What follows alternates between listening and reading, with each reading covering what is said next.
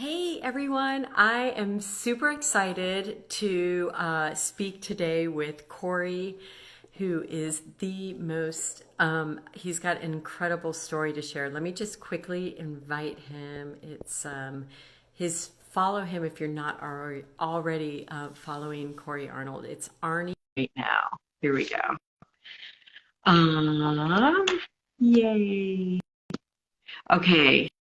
So when Corey jumps on, we're going to be talking. There he is. Oh, Corey. hi. Hi. How's it going? Good. Thank you so much. I've been really excited about this talk and sharing your work. I'm sure everybody already follows you, but if you don't, check out your work. And yeah, Thanks. should we? Yeah. Thanks for all you're doing with the vital impacts and everything. I'm always just blown away by how much you're doing, Amy. It's wild. No, it's all of us together. And I just want to do a shout out to my co-founder, Eileen Mignoni, because it really is, it's amazing what we can all do together. And she's such a power behind all of this. Nice. But yeah, but I just posted a link to your photo because one of your images is in this print initiative. And the proceeds are going to go to environmental grants and also to Jane Goodall's Institute for supporting the next generation of conservationists. But yeah, gosh, can we dive in and talk about? I mean, Corey did this unbelievable story in National Geographic. You can go Google it, and it's called. Let me see, what was it? Wild animals are adapting to city life in surprisingly savvy ways. What was the title? It was It's like why cities are going wild. there. Yeah. And So what cities are going what? Yeah, sorry. I'll let you talk. oh, no problem. I just kind of, and that's sort of the title of the article. I'm just calling my photo series sort of Cities Gone Wild.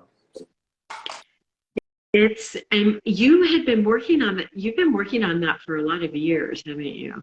Yeah, it was pretty wild how long this all took. I got a grant from Nat Geo Society just to focus on raccoons, which has been a lifelong love of mine since I shot a lot of raccoon photos in art school in San Francisco, and I was obsessed with it. It only took me 20 years to actually do a real project on raccoons, and I finally got a grant from Nat Geo in 2019, and then my editor Alexa Keith asked me to photograph also coyotes and bears, and that was really kind of intimidating for me because I know how skittish coyotes are, and bears too. I just didn't have a lot of experience with urban bears. I have a lot of experience with Alaskan bears. Anyway, it started in 2019 and it didn't get published until July 2022 last year. And part of that was the pandemic. I mean, a lot of that was the pandemic. But I also had two babies during that period, and everything just kept getting pushed a little bit. Yeah. The pandemic shut down like all the science. So all the scientists I was working with in the different regions couldn't see me, couldn't be near me. So everything, it was pretty wild. It was like apocalypse now for a project, but in the end, pretty excited on how it all worked out. It is, I mean, I wanted to just talk about first of all, I just wanted to make an exclamation point next to the fact that you've been spending 20 years on a story. I mean, I think that really, I just think the best work are these passion projects that you spend decades on, because they do take time to kind of figure out. And I love that Alexa pushed you to, create even more than you had thought about. And the images are so mind-blowing. Please go look at the images, and I would love to just chat about some of them. There's this image of this woman going like this, and she's like outside her door right next to a big black bear that is just like pause up on, I mean, can you talk a little bit about that story as well? These black bears living in Asheville and the relationship that they have with the people living there. How did that all unfold? Yeah, that was kind of, I can't remember how Asheville first came up. I think the main reason was that Asheville has a really important urban-suburban black bear study going on. It's run by Colleen Offenbuttel, and Jennifer Struhls is one of the PhD students kind of heading the project. And they're they're capturing and radio collaring bears and studying the movements of these bears and trying to understand how to avoid conflict, human bear conflict in these urban areas. But Asheville was really unique because people had been living in close proximity to these bears for a long time, and they seem to have fully embraced the fact that they're just like bears in Asheville are kind of like raccoons in your backyard in California or something. They're everywhere, and everyone has pictures of their latest black bear sighting on their phones. Like you can ask anyone, and everyone's got like shots they just took maybe in the last week of a bear walking down the street or something. But what I found was really unique is that so many people see the bears in their backyards almost like pets. They love them so much, and the bears have become really habituated to hanging out close to people. And there hasn't been a lot of. I think there was one serious attack a few years ago, but there hasn't. Surprisingly, I mean, not yet. There hasn't been a lot of serious attacks. So meanwhile, it was just rife with characters, people that had relationships with bears in their backyards. And I used Instagram to actually ask and crowdsource who knows people that have bears in their backyards and whatnot. And that had a lot to do with it. I used that throughout my whole project. Whatever city I would drop into, I would ask the public, like, have you guys seen any bears recently? And often I would get bombarded with stories from like years ago. Someone would tell me their big bear story, or they'd send me photos and be like, you can publish this in your article if you want. But really what I was trying to ask is, where can I find repeated bears constantly showing up so it'll increase my odds, because I don't have years of sitting in someone's backyard waiting for something to show up. I need to find where are these hot spots. So that was super helpful. And I discovered like the photo you're talking about where there was a bear literally breaking into a screen door, like sliding the glass door open of this woman's backyard. And she had just walked around the corner and was like, what are you doing? Sarah, the bear's name is Sarah, and she's just like, Sarah, come on. And Sarah had broken the lock a week earlier, so she just kept repeatedly opening this door and going in, and she would grab a bucket of bird seed that she had inside and just grab the whole thing and pull it outside and then start mowing on it. And so you just have to like let the bear finish and then clean up the mess and try to lock the door, barricade it. And but this is a bear that would come to her house every day, and she had a kiddie pool on her porch, and the bear would show up with her cubs, and they would all bathe in the kiddie pool and hang out. And the couple would literally just be sitting in lawn chairs outside their house, like texting. I have so many photos that haven't been seen yet. I'm excited to share them. But That's amazing. Actually, walking up to the house, well, they're not even paying attention. Yeah, I'm gonna put the link again in how people can see the print that is for sale in the Vital Impact sale, and it's amazing. I mean, it's just these cubs playing on a swing that the people put out there for the bears, right? Yeah. So that particular property, they're right on the edge of a nature area, and also right on the edge of a piece of private property where a lot of hunters go and hunt bears. And in North Carolina, it's actually legal to bait and hunt them, and they can hunt them with dogs. So this woman absolutely loved the bears, and during hunting season, she would try to, since the hunters were allowed to make bait piles and feed them and attract all the bears onto their property, she was in sort of a battle to bring the bears onto her property, which she saw more as a sanctuary. So I didn't realize what was happening when I first went there. I just heard she had a lot of bears in her backyard, and she let me set up cameras. And so I set up this camera in her backyard. Families would come through constantly, families of bears, and the cubs would be playing with the tire swing and stuff. And then hunting, I was there right during the first day of hunting season. On the first day of hunting season, all of a sudden, I started seeing in my trail cams bears walking by with little paper lunch bags in their mouths. And I was like, what is going on here? And apparently she had been doling out little bags of birdseed to sort of keep the bears on her property. And it was really wild. I started seeing just a trail of bears carrying little paper baggies out into the woods and eating them. It is so heartbreaking. I mean, we have the same issue. And I loved in the story how the researchers are really trying to figure out how you lessen these human wildlife encounters.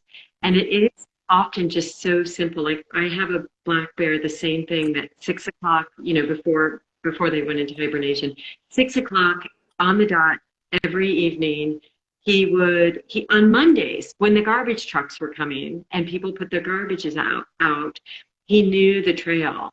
And it's really interesting how we don't put our garbage out until the truck is actually coming. Yeah. And that has completely stopped them from, I guess what I'm trying to get at is, can you explain how all these really simple things human behavior can do to lessen the conflicts and lessen, they end up dying and they get shot by the, Fish and Wildlife when there's too much activity. And so much of it is up to us to protect these animals. And I loved in the story, can you talk a little bit about what the research and what is happening in Asheville? Yeah, so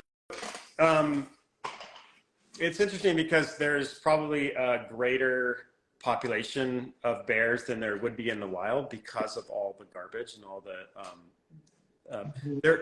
they're honestly eating. They really come down during acorn season, so they are eating a lot of natural foods even in the city limits, but they are definitely coming across garbage, and some of them are definitely following the garbage. They know which neighborhoods are putting out garbage on certain days, and they migrate that way. So, I mean, the real simple solution is to have hardcore locking garbage cans, or don't put your garbage out the night before. That's pretty obvious, but still people do it. Asheville has a big program to I don't know where they're at now. It was a couple of years since I spent a lot of time there. But they are doling out bear-proof trash cans to the public. And it does work in many cases. But the main cause of death of urban bears is car strikes. And that's really what keeps the population in check. There's so many bears running around the city. I can't remember the statistic. I think it's almost like 2/3 of bears are killed by car strikes in the city area. So, yeah, so that's an issue.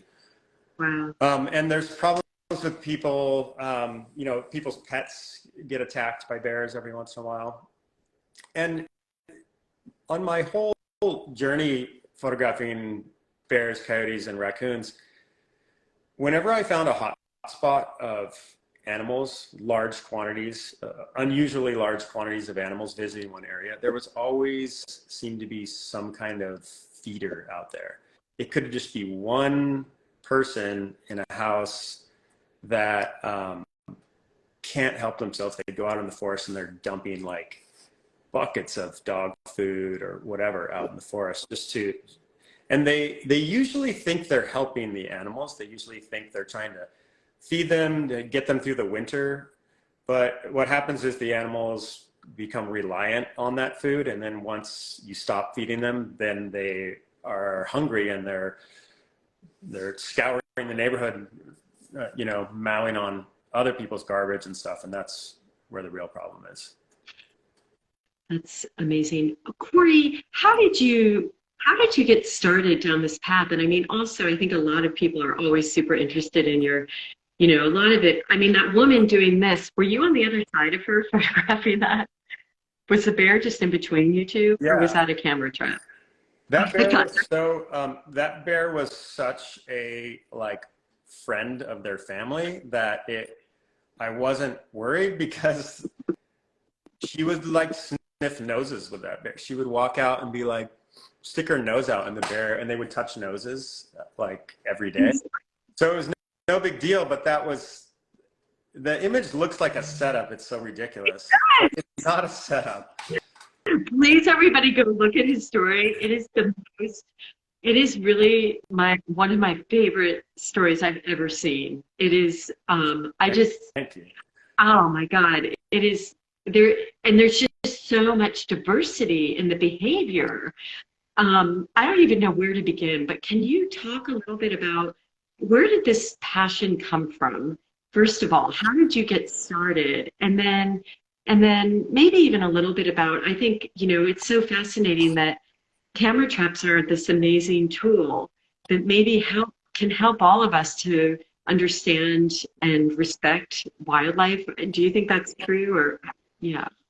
Yeah, I guess I'll start with how it all started for me. And so my dad was an avocado farmer, and he owned a tropical plant nursery.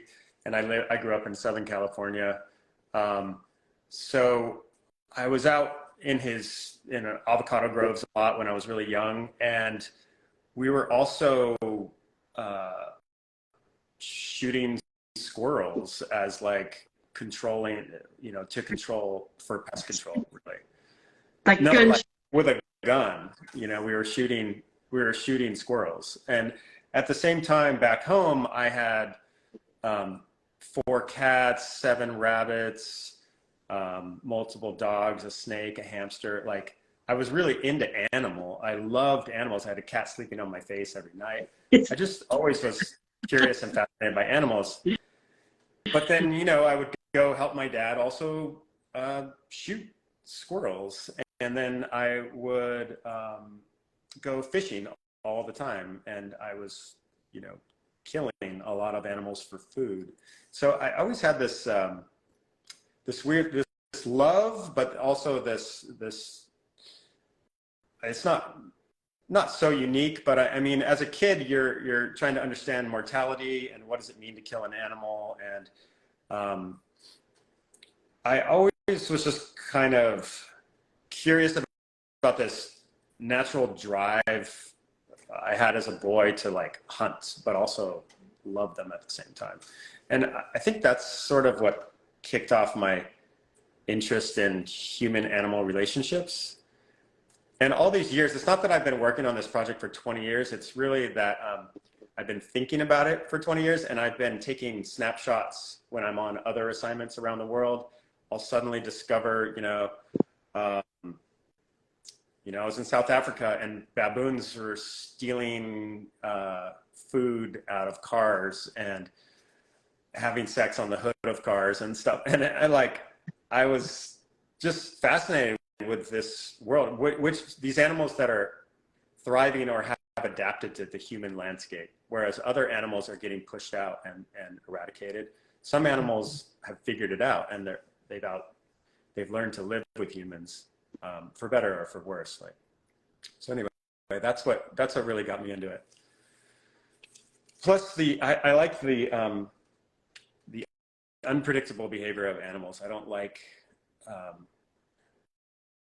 I've never been like a traditional wildlife photographer. I'm more interested in what's happening kind of behind the scenes, and not hiding the buildings and the streets and stuff. I want to tell the real story if I'm, shooting an animal and there's people around. Mm-hmm. Mm-hmm. Does that Yeah, make I sense? love that intersection too. Yeah. By the way, I mean, I'm going to I just first want to quickly, a few people have donated, and I just want to say thank you so much, and do a quick shout out. We have announced 2 environmental photography storytelling grants for $20,000 and a mentoring program for 50 people. And so, it's to support people like Corey to get out there because it takes time. I mean, it takes a lot of time to do these stories. Can you talk about like what was the biggest challenge for you? Yeah, what was the hardest part of the story other than the pandemic? But like, was it? Yeah. Well, as you mentioned camera traps earlier, so I can kind of include camera traps in this.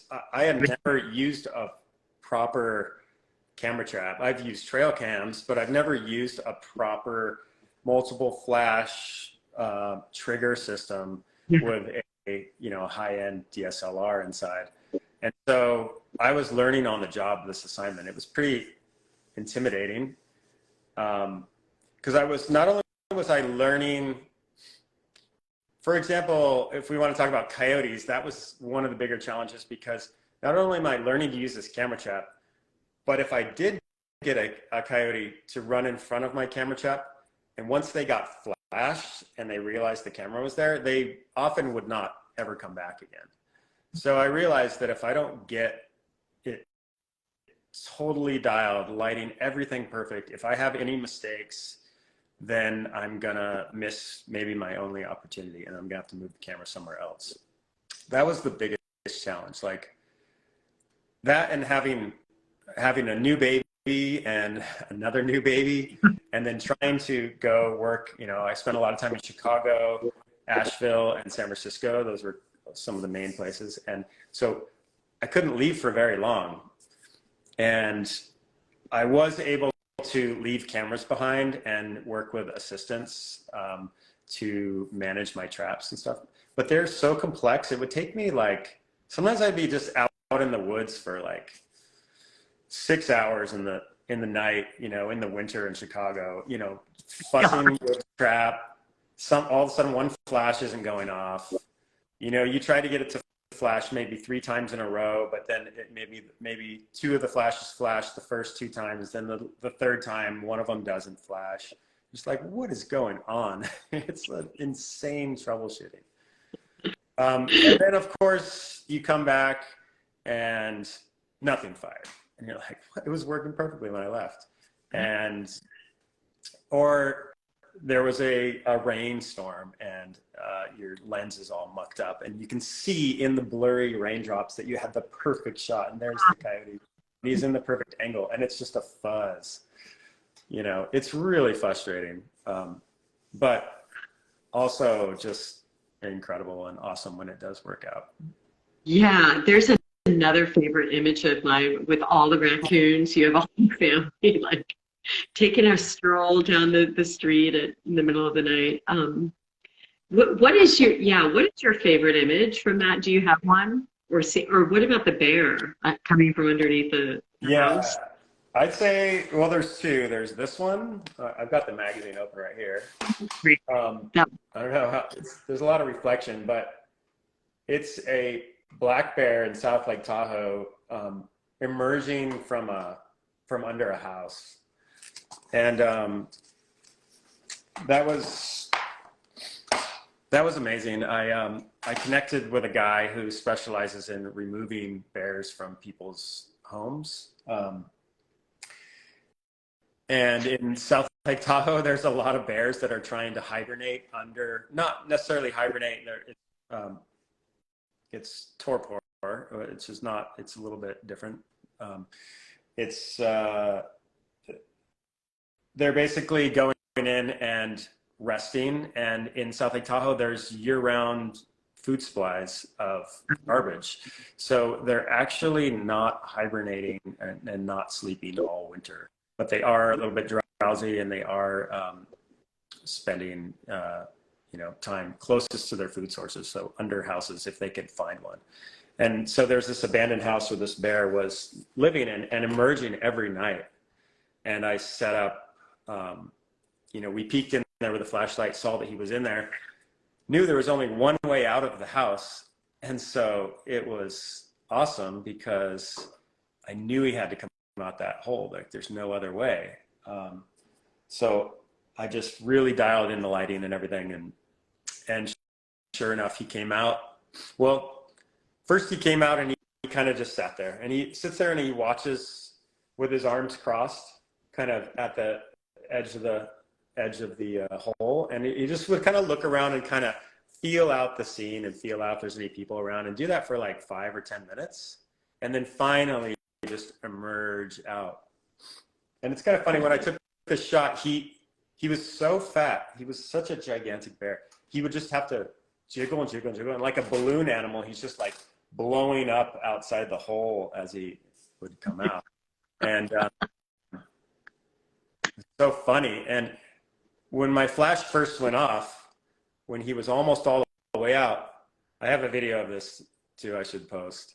He saw the flash, he looked at my camera, and then he just slowly at the same speed just pushed himself all the way back in. And then he just sat there across our top, waiting like, what the hell was that? And then he did the same thing. He slowly emerged, and I was able to, so I got that shot. I think I had the camera out for 2 nights and got that.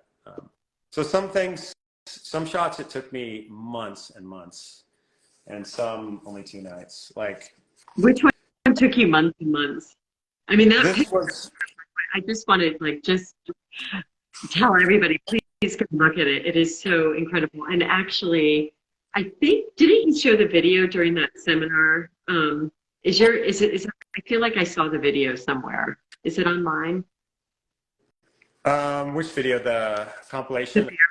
Oh, yeah. It was, I posted it on the Nat Geo Instagram, but I think I'm a little behind on posting the series on my Instagram. Honestly, I have so much more to show. You can find probably the best selection on my website, which is coreyfishes.com, C-O-R-E-Y, fishes.com. Okay, I'm going to put that in the chat so everybody can see it. Yeah, and there's a link, it's on my profile link on my Instagram as well. Cool.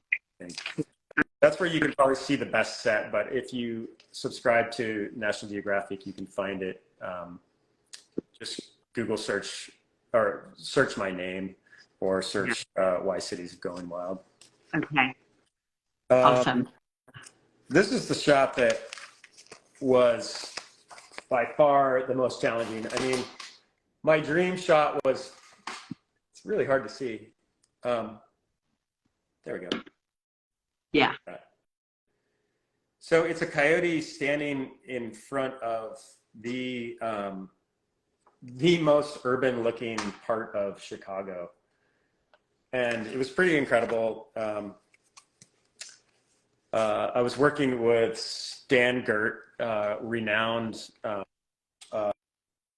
urban wildlife specialist in Chicago. And they had radio collared a coyote that had done like an incredible journey as a puppy. It took off when it was time to leave the pack and find its own mate. It did this incredible journey around the city, and it ended up somehow following the railroad tracks to a bushy area behind the downtown post office in Chicago.